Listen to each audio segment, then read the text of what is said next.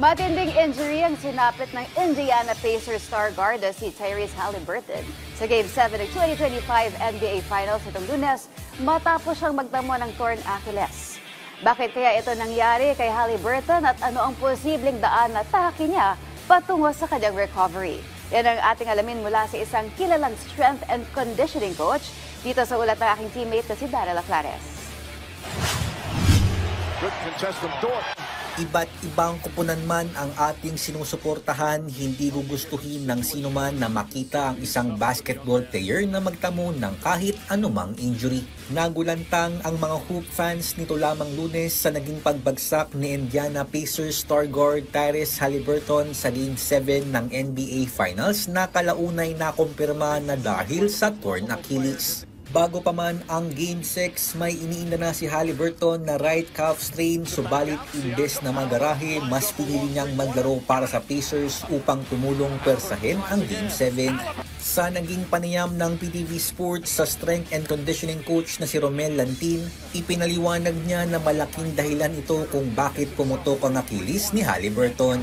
I think these are cumulative stresses from the regular games of the NBA.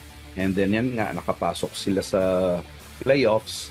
So, I think you may say pwedeng na overused na yung Achilles tendon yan sa mga jumps, sprints, sa sudden stop, sa sudden sprints, as I've said, explosive jumps. Doon kasama siya.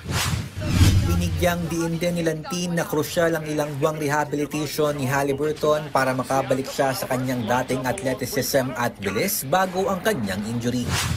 I think umaabot up to 6 to 12 months bago sila makabalik sa paglalaro nila. And pagka hindi pa maganda yung nangyaring rehabilitation, it might take longer. Minsan pagka hindi ito na-deal ng maayos, may possibility yung iba hindi na makabalik kasi not just the physical and the physiological aspect ng injury, yung mechanism, but pati yung mental. Baka hindi na natatakot ng tumalon, tumakbo or whatever. So, napaka-crucial. Samantala, sa kanyang naging post sa social media na X, kinumpirma ni Haliburton na naging matagumpay ang kanyang surgery nitong Martes. Ayon pa kay Haliburton, masakit na mauwi sa injury ang kanilang pambihirang pagkakataon na makakuha ng NBA Championship. Humingi rin ng tawad ang 25-year-old floor general sa Pacers fans at nangakong agad na babalik upang muling lumaban para sa inaasam nilang kampyonato. Daryl Aclares para sa Pambansang TV, para sa Bagong Pilipinas.